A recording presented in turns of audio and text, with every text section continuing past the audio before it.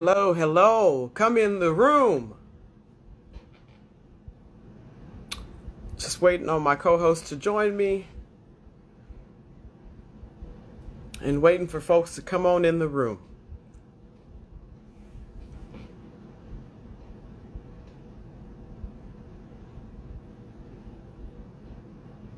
All right, I see some of you joining us. Let's check in. Can you drop your locations in the chat? The chat, I can talk for real. I can talk. Hello, everyone. Thank you for joining. I am waiting. Hey, Mississippi.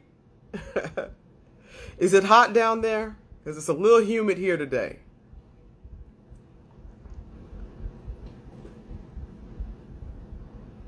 Jackson, Mississippi. All right. Hey, Liverpool, UK. Hello. Hello, Atlanta, Georgia. Love Atlanta. Got friends in Atlanta. Welcome, welcome. If you're just joining us, drop in the chat where you're from.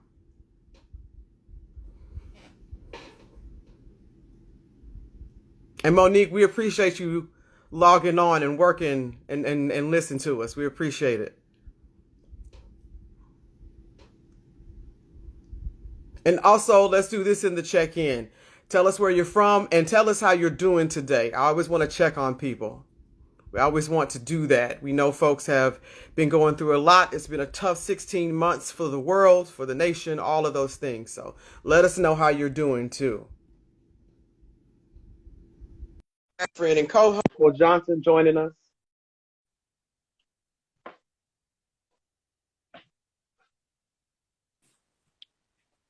Hey, Quo. Hello, everyone.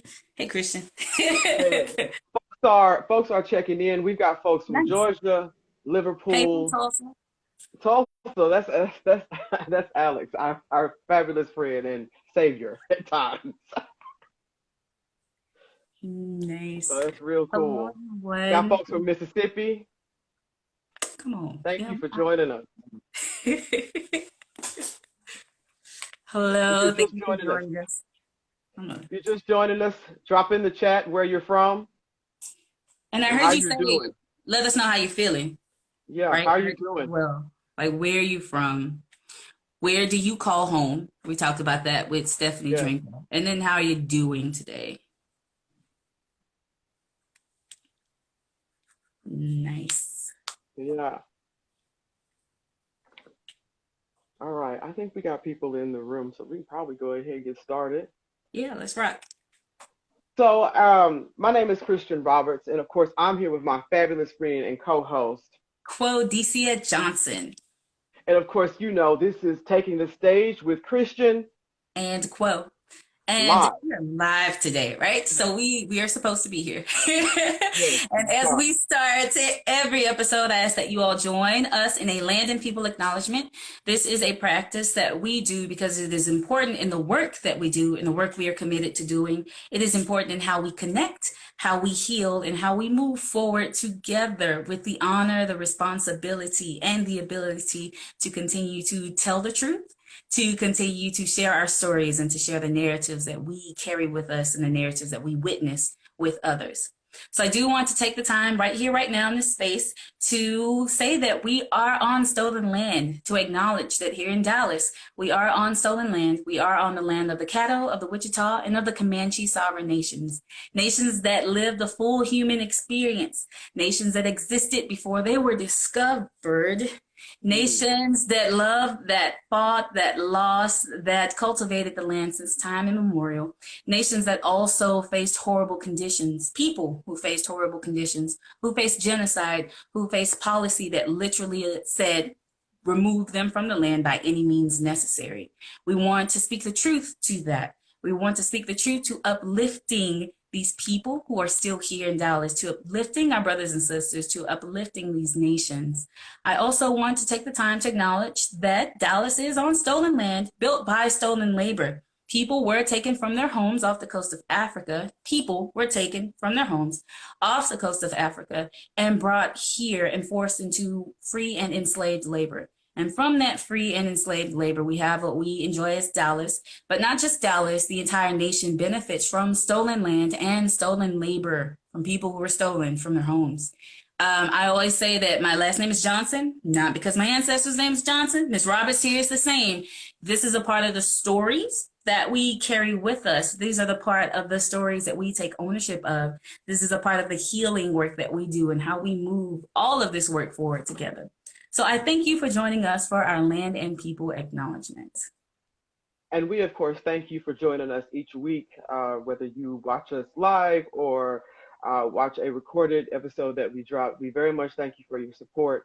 As always, shout out to the Dallas Opera staff and leadership. Thank you so much for your continued support and the continued work that we are all trying to do together. Also, once again, as always, shout out to my very dear friend, our very dear friend, David Lomeli. Hey, David. Hope all is going well with you, my friend.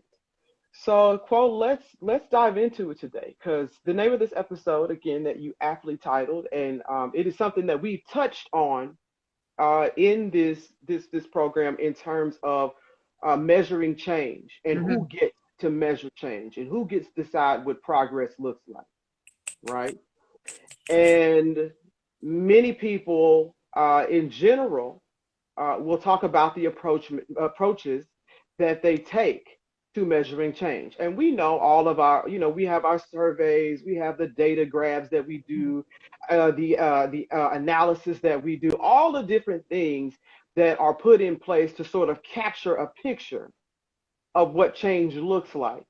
We've heard the term KPI thrown around, your key performance indicator, but it looks a little different in the type of work that we discuss on this particular show. Can we talk about that a little bit? Can we talk about the different approaches? Let's talk about first the different approaches that folks use in measuring change. I was going to say that the different approaches is just that it's different. So with this, there are a lot of different ways that people come into this work. There are a lot of different ways that people do this work. The similarities that take place that are threaded throughout the work have to be on truth.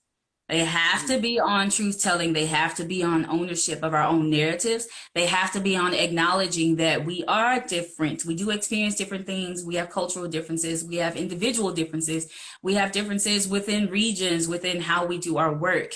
So to create a one-size-fits-all approach is not as effective as we believe it to be. Different organizations have a combination of so many different individuals, but then so many similarities within the different cultures within one organization or within one group, one entity.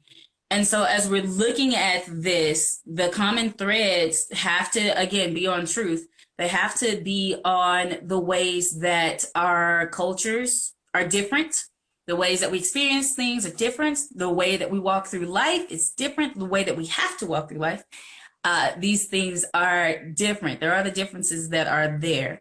But some of the approaches that I've seen in creating change, and when we're talking about change, we mean how do we no longer subscribe to the traditional approaches that do not serve the whole of us. The traditional approaches of donor engagement, the traditional approaches of who gets to compose, who we commission to compose pieces. These are the real changes that have to take place. They come on a granular scale, and then they come on a granular and a molecular scale, but then they all come on a grander scale as well. It's the small shifts for Dallas Opera, the small shifts that then start to kind of cascade and then start to build and start to expand. That foundation that has to be so small and incremental in every approach, everything that we consider, every conversation that we have, that then starts to build into bigger moments, bigger movements, if you will. And as we're still navigating that, I've experienced different practitioners who have different focuses. Right? Mine is on healing work. Some are on assessments. Some are on education. Some are on what it means to move and activism. So there are a lot of different approaches that people take. It's so necessary that we combine all of them, just like we would for a chorus, just like we do for music in general, just like we do for art in general. One person and one approach is never enough. No. It is never No. enough for us to be by. I mean, I can sit and jam with my ukulele all day. It's something special about being able to make music with others. So in the same approach, and as I always have these music analogies, these dance analogies, it's the same approach that the different things that we're using are not enough by themselves. Keeping everything within the organization and then determining within the organization yourself that you are doing a good job is not enough. You No. talked about determining who gets to determine or who gets to decide when we're making progress. It's not enough for us ourselves, those who are going through the steps or those who are witnessing the steps, to say that, oh, there's real change. So often I'll talk to general directors, I'll talk to directors, I'll talk to leaders of different organizations who will say, oh, we're actually here and we're doing very well. We don't need these things. And then you talk to staff, particularly staff of color, particularly younger staff, particularly older staff who are not kind of in the mid-range for the organization. And they're like, nah. They're just Yeah. like, no, it's not great. It's not great. So as we look at what it means to measure change, we have to first understand that there are different ways to measure change. Us doing it ourselves is not the answer. Us doing it ourselves as leaders is not the answer. Us doing it ourselves as organizations who are upholding and who are stewards of an art form, it's not enough for us to say that we are making progress. So that's kind of my first step, and I'll stop there with my spiel. No, I think you pointed out a lot of good things because there are different approaches, and particularly in the time in which we find ourselves right now, it has caused us to have to look at the fact that there have been certain approaches that have been deemed the approach and the only approach. And what many people are saying now, and what many people who are doing this kind of work, many practitioners of this work are saying, they're saying exactly what you're saying. They're saying, wait a minute, hold on. There's not only one way to do this. Okay. They're saying, you can take some of column A and column B, you have to adapt to the organization that you are looking at, and you have to adapt to the city in which you are looking at, the environment that you're looking at. So I think that's a really big deal because one of the things we talk about are best practices, what people consider best practices. And yeah, and sometimes we have to understand that those best practices are rooted in something that was not beneficial for any of us in the first place. Or, and even breaking that down, if we look at best practices, then we have to start to look at who determined that those practices were the We're best, the best. Yeah, who that's had true. access to execute those practices or create those practices, who had access to evaluate those practices, and then who was actually making the decisions at the time. And a lot of time we will find that it is rooted in white supremacy. Yep. Now, that does not mean best practices going forward are still rooted in white supremacy culture. We're talking about culture, not individuals. Culture, everyone. It does not mean that it is not still rooted in those things. But as we look at traditional best practices, we also have to ask, well, who was in the room to create these metrics? Just like now, as we're measuring change, who's in the room to create the metrics? What are they based on? And how are we going through the process of ensuring that we are ready to respond once we see that we are not where we think we are? Now that's real. Yeah. Just snaps.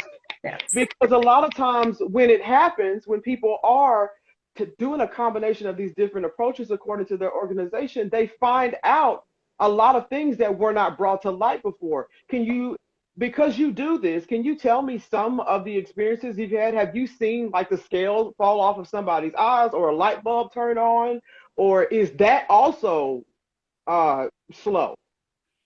it. And I've had conversations with other practitioners. It very much depends. So as we're here, yes, it very much depends because people have to be in an environment where they get it. That does not mean we cater to those who have the power to decide how fast we progress based on their own comfort. We cannot move at the speed of the comfortable. We cannot move at the speed of the comfortable. We No. cannot move at the speed of those who are in power or at the speed of those who have power, because a lot of times their comfort comes at someone else's silence. even though it's unintentional or and it's discomfort inadvertent. It and comes at pain. someone else's silence. It comes at someone else's danger. It comes at someone Yes. else having their humanity dismissed. Yes.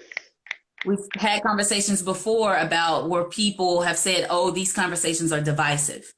You're actually dividing us by talking about these things. When in reality, we were never in unity. You were just okay with me being quiet about my suffering. Or Yes. I was okay with you being quiet about your suffering for whatever reason, right? So as we're looking at what it means to measure change, it is not enough again to do a one size fits all, and it is not enough for those who are most comfortable to be the ones measuring everything. A lot of times people will say you're moving too fast, and then sometimes people say you're not moving fast enough. For those who are suffering, it's never fast enough. Never. It's never fast enough, especially when you're the one that's been suffering for a very long time. Okay, for a very long time, and you're looking at people waking up Yeah. to this reality, and then they say, well, we got to go slow for their comfort level. That's not cool, y'all. That's Mm-hmm. not cool at all. But we also don't want to rush as to what try to escape or brush over stuff, and just to say, hey, we did it, and find some way of measuring it and say, hey, look what we did, and not ask anybody else their opinion. So I think that is or what their experience is. It's not just their opinion, it's what their actual Yeah. experience is, their lived experience is. Um, so here's the question. We talk about, in terms of these different approaches, we talk about, the different types of assessments. We talk about policy. We talking about environment, but we also talk about prioritizing. Mm-hmm. Who we prioritize, what we prioritize in these, right? Yeah. Because, and especially in education and community engagement work, I can attest to this. You know, we say, oh, we did all these great things with so and so, or we went over here with this organization and we did this. Well, do they think that way about it? Have Right. you asked them? Or we say that organization needs this. We should Yeah. go over there and do this. Did they ask for that? Have you asked them if that's what they needed? So how important is it? Well, I don't even know. I don't even need to ask this. I'll ask it. I'm going to be Oprah right now. How important is it to listen to different voices and perspectives and to prioritize those voices when you are approaching, particularly in this type of work, especially when you're talking about measuring a change? Um, well, Oprah. Well, Oprah, the please don't way, sue me. I'm just yeah, playing. we're playing. The ways that question is often asked, I'll say this, right? I'll go from this angle. Normally comes from a place of, can you let me know when it's okay for me to be important again? Mm, Can you let me know when it's okay for me to take the mic? mm. So when should I stop talking? When should I let other people talk? Which when we're in those who are in dominant groups have a kind of a bigger issue with that. And we're in white supremacy culture. So those who are racialized as white have kind of a bigger issue with that, and knowing when is it okay for me to talk, when is it okay for me to not talk. If you are not prioritizing the voices of those who have the lived experience of whatever you're considering. We're in storytelling. We are opera. We are about narratives. We're about storytelling. If you're not prioritizing the voices of those who live this narrative or who have this experience as a part of their narrative and primary experiences, they actually have it. They did not go and learn about it, did not go observe, they didn't go study abroad, they didn't go do these things. This is actually their experiences. If you are not prioritizing those voices, then you're not doing the work. Then you're absolutely not doing the work. So it is not so much a question of how important is it in this work. It is not the work if this is not happening. So it's Why I absolutely asked it like I necessary. asked it. Right? It's That's absolutely why I asked it like I necessary. asked it right there. That's Right, exactly why. right. It's absolutely necessary if this is the work that we're wanting to do, because this is what makes it the work. That means that we have to consider our directors. That means we have to consider, and these are our stage directors. Mhm. That means we have to consider the composers. That means we have to consider who we commission to create more stories. as everybody's like, oh, we want to make sure we have authentic stories. We want to make sure we have everybody in the space. We want to celebrate. We want to uplift. We want to tell the truth. That requires telling the truth about the organization as well. That requires truth about our own narratives and our own stories and how we engage with others. We cannot say that opera has already done it because we have not. No, we have We not. are doing it. We're in a space where we're doing it. It is not enough to simply dismiss communities who are saying, hey, this hurts us by saying, oh, well, but we have this over here. Don't you like this? We have this production here. Don't you? Well, this is a wonderful aria here. And this chorus is brilliant here. And don't you like the pretty spectacle that you Look put at on something stage? shiny. Don't pay attention to that. Look at Yeah. something shiny. Yeah, that's what And the equivalent of. It's so insulting. as we're looking at what it means to measure change, it requires such depth for the organization in looking at what has truly changed. Not the surface level, oh, we have a new policy, but what practices are in place that made you so uncomfortable, you had to start to question why you were doing it in the first place. Yes. What So when you smaller talk changes about, were made where now you're in a space and you're having to kind of let go of some of that hierarchy, or you're having to check yourself and whatever ways in which you were upholding supremacy culture norms. It's those real changes, again, on the incremental level, and then on a larger scale, what changes are you making when you're making decisions about programming, when you're making yep, decisions and making choices to prioritize what is important? Is it important that you make sure your community is uplifted?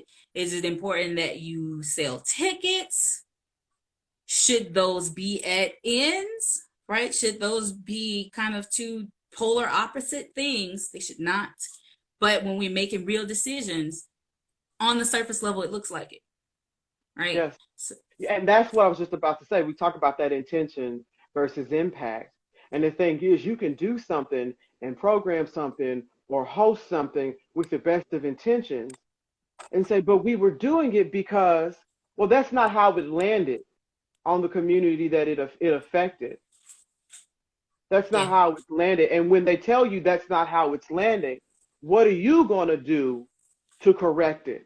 yeah, And that's the real thing. It goes into that deep listening that we talk about, because deep listening will lead to actual change. If you are mm-hmm. truly listening and you are trying to listen, um, at the fact that you are not an expert in this, you cannot tell somebody what their lived experience is and how it makes them feel, and how it not only makes them feel, but it affects them and their life and their livelihood, like literally their life Yeah, and their livelihood. literally It's a their very lives. Yes, it's a very, very real thing. And we don't have time to go into it today, but we could do a whole show on how one little, racist remark or homophobic remark or whatever, it then allowed to get away with over and over and over again builds up this callus or this skin that says, oh, okay, well, they're fine. It's fine. I can say that. And then the next thing you know is somebody has been harmed or hurt Yeah, because you have allowed something to go too far without stopping it right out of the gate and saying, no, that's not cool. You can't say that over here, and here's why. And so I think it's very, very interesting that we keep talking about this, particularly as it relates to this. I also want to talk about, because this year has been very unique, okay, in terms of the pandemic and the trauma that organizations have suffered, and then the personal trauma that people have suffered, right? Because yeah, this has been hard, right? The yeah, entire world has suffered a collective trauma.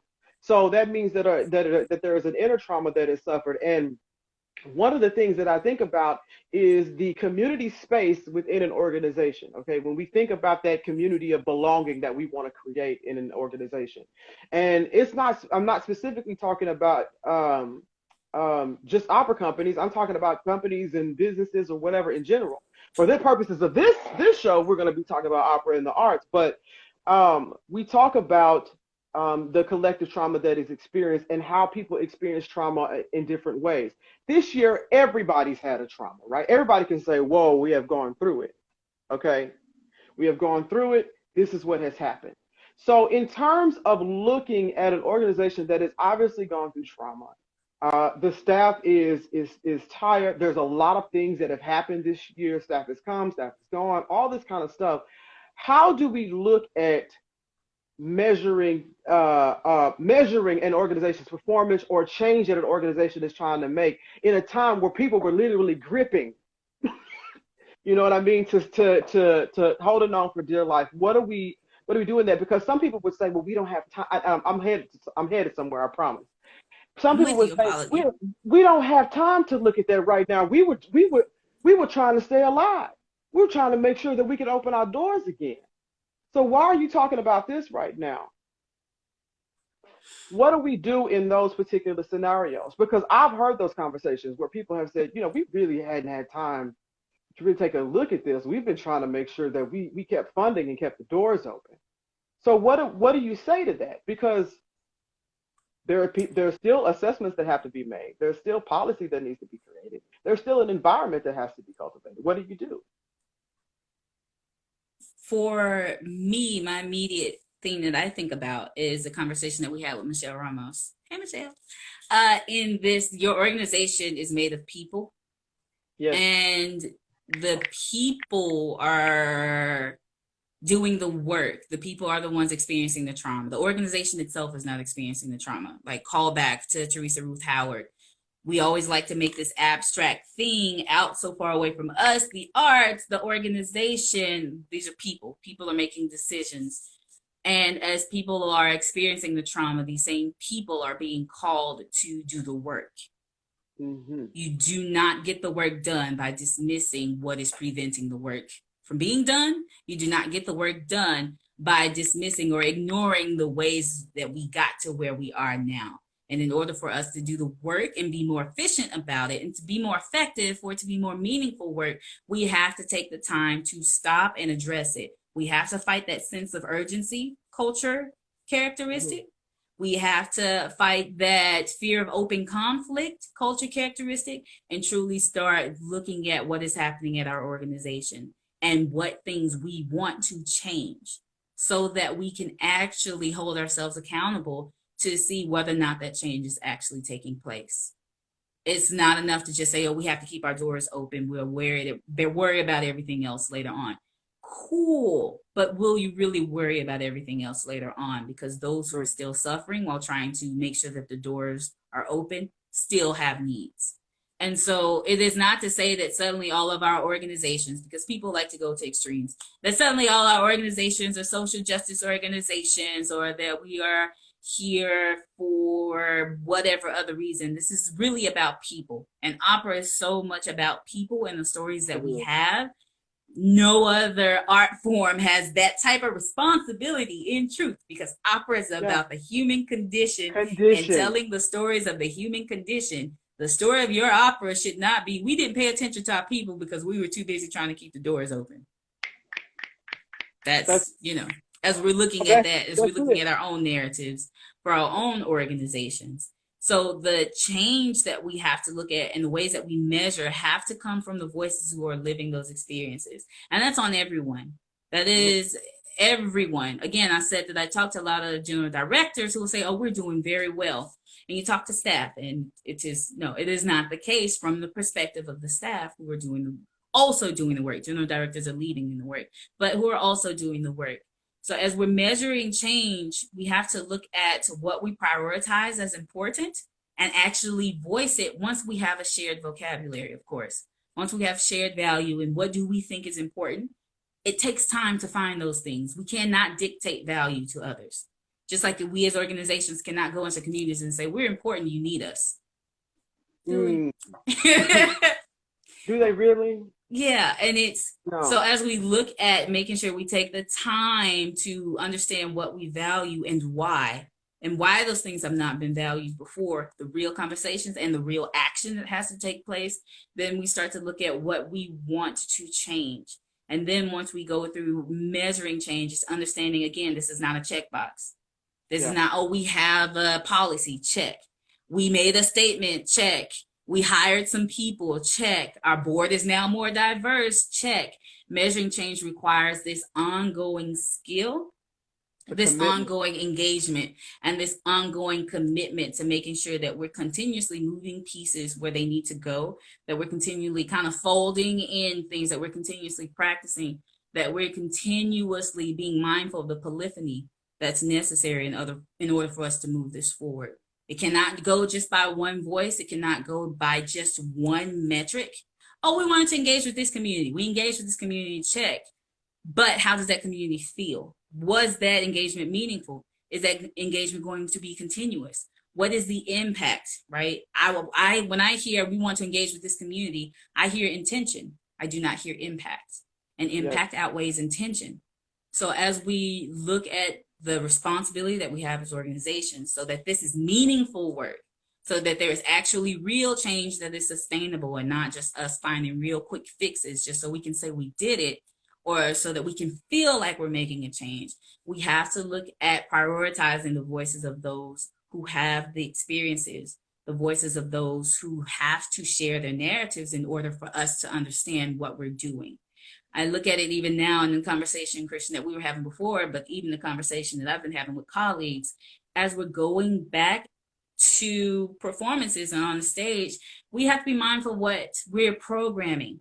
Things have already been programmed. We know opera, like for years, I've known what I'm going to. In advance, people are contracted. And the thing is, that's a very real part of the business. There's a very real business where we plan 3 to 5 years out. Singers are contracted 3 to 5 years. Stage directors, that's the way the cookie crumbles. And especially if you are new to your position and you're new to a company and you walked in, that stuff is programmed before you got there and all this kind of stuff. We realize that. So please don't mistake us when we are talking here and we say that we are not aware that our companies are businesses. Okay, we live in the capitalistic United States. We are very, very aware that they are businesses. We enjoy getting our paychecks. We are very aware that they are businesses. Okay, we like keeping our lights on. We like food in our belly. So please don't mistake our meaning when we what? You do the work for it. You do the work for it. Exactly. So please do not mistake us when we're talking about this stuff, because what we're also talking about is something, again, we're creating a world that we've never seen anymore.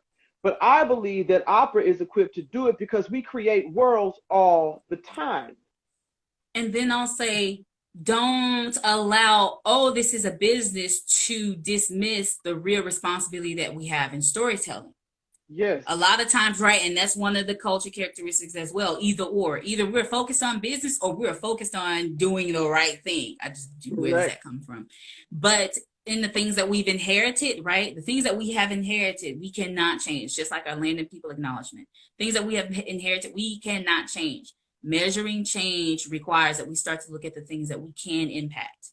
The things that we do going forward, the legacies that we leave for people going forward, the engagement and the impact that we have, starting from the moment of awareness going forward. So even as we're looking at seasons that we are still inheriting or that we have inherited before conversations, before awareness, certain things that can and cannot be changed because of business, if that is the route we're wanting to take, we have to be responsible and we have to be accountable in how we're going to change things going forward. Yes, we inherited this audition model. We know it does not work. And the pandemic has proved that some of that has not worked. There are things that you don't have to go back to because the pandemic has proved that you don't have to go back to those models. So if you're going back to those models in a lot of ways, I'm not saying that all the models were just absolutely terrible before. I'm not talking about that. What I'm saying is there are things we have learned at this pandemic that we can carry forward into that. All right. The audition process does not have to look the same. We know that now. The rehearsal process does not have to look the same. We know that now. It doesn't have to. Okay. Not saying that it should or shouldn't. I'm just saying that we know there are other ways that we are able to accomplish that and produce the artistic product that we want to produce. Yeah. So that's my soapbox on that. I know I just went completely on the tangent, but I need people to understand that there are things we have learned in this pandemic. There are creative things that we have learned that we can carry with us as we go back into our houses, as we go back into our offices, as we go back into our stages. That is just the bottom line, okay? Mm-hmm. And I will say again, to not take those lessons that we've learned is not moving us forward in the direction we claim that we want to go. Yeah. And the industry itself right now has talked about the changes they would like to see through this whole past year about what we want to do, how we want to approach things. Well, let's try to do it for real. And again, those things that we inherited, we're going to have to work our way out of those things. We know that we're going to have to sort of phase through those things to get where we want to go. So we're not, folks, we're not saying that this is going to happen overnight. But in terms of measuring how it's going, okay, you have to be open and measuring how it's going. Again, we have to prioritize those who are most impacted by it. Exactly. And measuring how this work is going and whether or not the opera field is actually changing, even in looking at the topics for the conference, even in looking at the ways that hiring practices may start to shift. We have to be mindful of the impact of prioritizing certain things over others. I know some organizations are prioritizing diversity. We want diversity. Diversity has always been like this big meal ticket. We want diversity because when diverse people are in the room, which if you have more than one person in the room, it's a thing. People are different. Nobody's the same. Our room right now is diverse. Yes, because we're not the same individuals. We don't have the same experiences. Just because we both happen to be Black women, all of a sudden it's not diverse. Like, really, you have to think a little deeper than that about diversity. But also acknowledging that having the same people in the room racially does not make it a racially diverse room, which is why when we say diversity, we have to be explicit. Always have to be explicit, especially when it comes to racial equity, because a lot of people like to get around, we are doing these things by just hiring people with very similar identities, but changes in age, in experience, in education. Yes. It's like, okay. But as we're looking at what it means, some organizations that are prioritizing diversity just so they can see the difference, see the difference, which is a part of what it means to be able to measure change. It is the ways that we have to go deeper than just the check mark, right? That is very much the Pokemon, want to catch them all approach to looking at what that environment is doing for individuals who are bringing in different experiences, who are not part of the dominant group, who are not the main decision makers, or who are going against the dominant group in many cases. It's not enough to just invite people into a space and the space is hostile because they are only there so that they don't conform to it, or they don't act or dress or look like you think they should, and all this type of stuff. Or if they have the nerve to bring a new idea into the space. You have to be very careful with that, because there's no point in hiring a diverse group and integrating them into a burning house. Yeah. And so as we're looking at this, right, we're getting to the point, we promise. The ways that we really, really measure change is not in making sure that we get everything right, because we will not. Change will come in, I don't want to just say the resiliency of the organization, because resilience was a very, very big word that was used a lot, especially with the onset of the pandemic. I'm so tired of that word. Yeah. And there's truth and there's merit to it. But it is the ways and the humility of the organization and the ability to respond to issues, to respond to the needs of staff, to respond to the cries of the community, to respond to success in a way that does not hinder further progress. That is how we start to measure change. If we look up and we're still approaching things the exact same way, if we look up and I say look up because we're always doing something, head's always down. And that's a problematic as well. But if we take time, or if we are forced to sit and assess and think about our approach to some of the issues that are coming out now, or the issues that we will face going forward, and we still don't have the room to shift ourselves to move or even decide whether or not we will do it, making an informed decision and not just responding out of fear or responding out of power, hoarding, right? If we look up and we're still in that same space, then we have not changed. If we're having the same conversation the very same way years from now, then there has not been true change. And the ways we want to measure change will start from within our organizations and what our organizations prioritize, and how our organizations start to shift so that we can make sure we're sharing space, but that we're upholding and being good stewards of this art form as a tool, as an art form, as one of many art forms that are used to express the human condition. Yeah. And not that this piece is a classic, and regardless of how much it hurts an entire community, we must uphold it and uplift it and program it every 3 years. The change has to be a field wide. It has to be within our organizations, and then it has to be individual change as well. It's not enough to only think about these things when it's time to have the EDI conversation, EDIA conversation. It's not enough to do that, or to try, like we said, to try to fold it in. Yeah. The change comes from disruption. The environment comes from the continuous practices. Yeah. You literally create the environment that you want to cultivate, and that it comes from within. And that's a personal assessment, individual assessment, within the larger context of the organization. Period. That's just it. So, folks, this takes commitment. It's going to take time. You have to be just committed to this, just as committed to this as you are committed to your budgets, just as committed as you are to your programming, just as committed as you are to your fundraising, all the things that you do.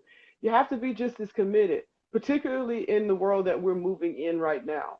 It's just the way it is. And as we start to as folks start to get vaccinated, as folks start to move back into their offices, as folks start to go back to the stage, all of these different things, we have to take the lessons that we have learned. Because even if you are measuring change, okay, as leaders, I'm talking to leaders now, even if you are measuring change, know that your staff is measuring it as well. Yep. Know that they have their own opinion. You hired grown folks to come work for you, okay? So you know that they are measuring it as well. So it is so vitally important that you talk with them as well. And we're not going to get it all right at once. Nobody is saying we have to do all of this today, right now, in this moment, right now. Okay, get it done in 5 minutes. Nobody is saying that. This is the kind of thing that takes time, and it literally has to be a practice.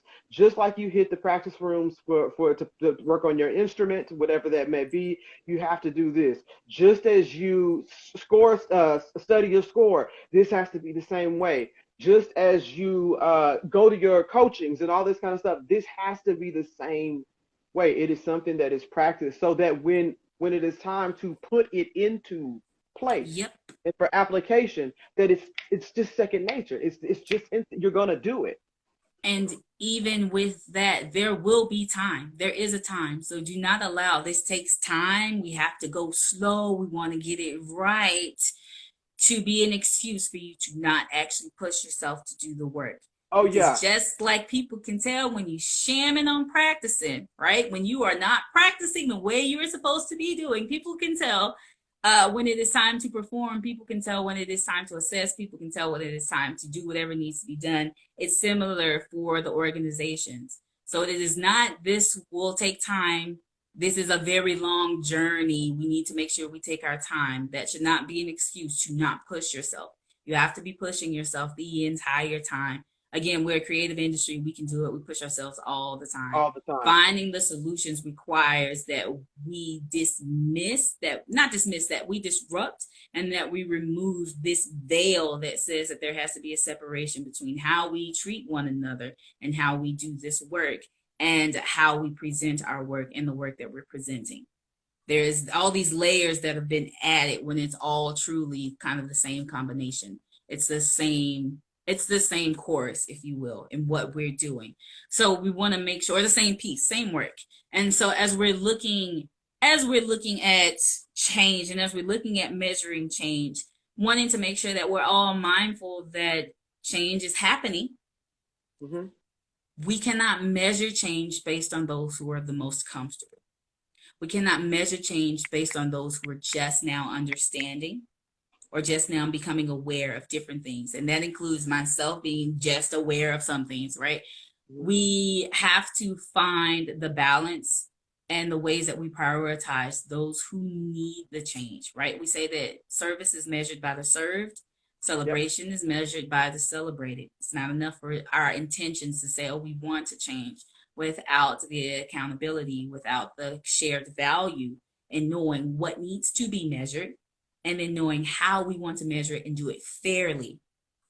How we want to measure it and do it fairly, and then how we want to respond once we see that we are not where we thought we are, or we're beyond what we thought we would be, and then how do we keep moving forward from that.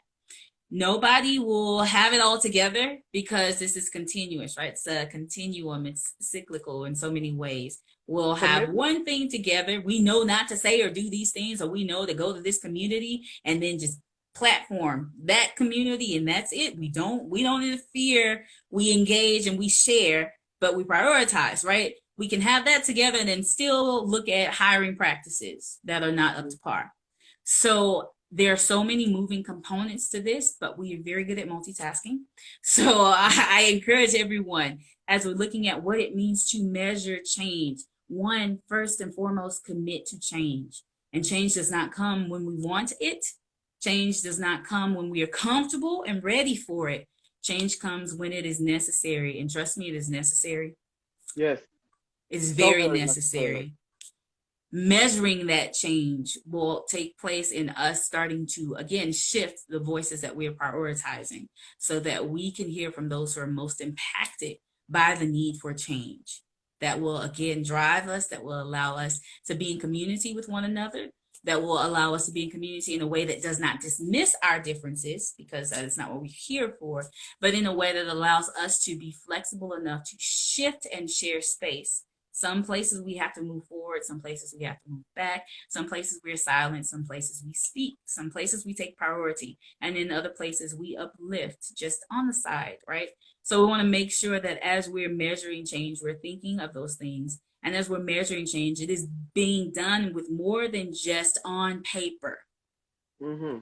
It is being done with more than just demographics. That is a part of it, big part of it, especially right now in the work that's being done, so we can find out who is actually in the field and what is actually happening. And the change comes in actually moving those things forward afterwards. So it's not enough to say, oh, we did this, we answered this survey, we did a demographic survey, and now we know.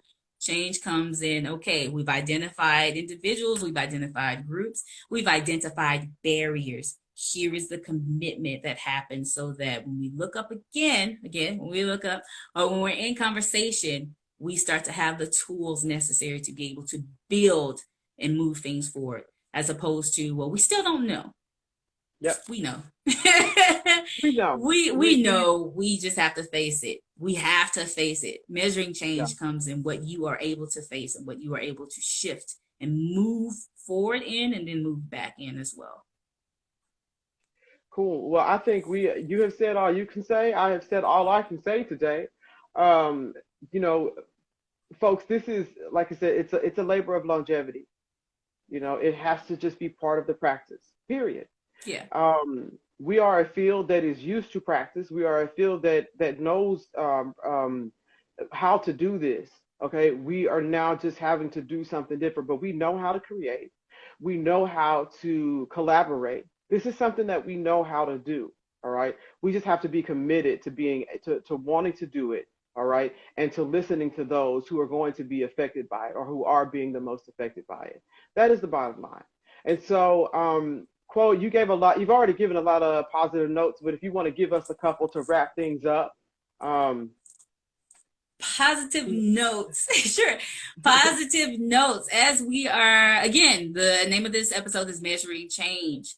It has to be real change. It's not the change that's going to make you comfortable immediately. It's the change that will allow us to expand and allow our organizations to grow into a space where we start to command the mindset. We start to command the tools necessary to engage with others in a way that is meaningful, and then truly connect with others. This is about connection. This is about the human condition. This is about the stories that we tell. These are the positive notes for an episode that says that you don't get to tell people when things have changed. People have to tell you, right? So as we look at it, we have to also embrace the beautiful growth that comes out of this. Change in this is about progress. Progress is about growth. This is about ensuring that our communities are safe, that they feel supported, that they're in a compassionate and courageous space, that we can call on that creativity because we've created the environment that uplifts one another, that uplifts the differences that we have, but then it also uplifts the beautiful ways that we start to bring ourselves to this work, our communities, our culture to this work. So stop silencing people, right? Yeah. And the practice of silencing others turns into a practice of silencing self. So we want to make sure, and the practice of uplifting others also turns into a practice of uplifting self. So take heart in that. We always say take heart. Take heart in that as opera, as the opera field, as arts organizations. Take heart in that as individuals. Take heart in that as communities. Take heart in it in knowing that as we start to really measure change, the voices who determine the metrics will also change. Mm-hmm. That is when we know that we are actually measuring change and we're not just hearing from the same individuals or from the same perspectives, from the same people who've always had the same power, Mm-hmm. right? Same way, the voices then who start to join in the creation of opera, in the execution of opera, that is another way that we start to measure change. We start to see the differences because we addressed the very incremental and kind of molecular approaches that we needed to take within individual and within the organization. And then let the representation, right, that comes out of it be the evidence of the change, be part of the evidence of the change. But the authentic spaces that continue to build from that is even bigger evidence of the change. So those are my positive notes. Shift into spaces, shift around spaces, shift and embrace one another in community. Be accountable, of course, and start to make space so that those whose voices need to be prioritized, a lot of times it might not be your own voice, get prioritized. So those are my positive notes for this episode. Thank you, Quo. And folks, as usual, be bold, be brave, be creative. Step out on that limb, and do something that you have never done before, or take what you already know to do and use it in a way that will accurately measure change. And Quo has told you how to do that, particularly in the time we find ourselves in, particularly in the position we find ourselves in right now as arts organizations. We can do it. I believe we are capable, but it takes commitment. Okay, it takes commitment. You have to understand it's a labor of longevity, and you have to prioritize it again just as much as you would prioritize anything else in your organization. So, folks, take care of yourselves out there. As always, if you have questions, please feel free to DM us. Please DM us. It's okay. Happy to if I do miss it. you, just send another message. I promise I'll answer. I promise. Exactly. Just please feel free to do that. And we will see you the next time around. Thank you so much for joining us. Have a safe day out there. Bye. Bye.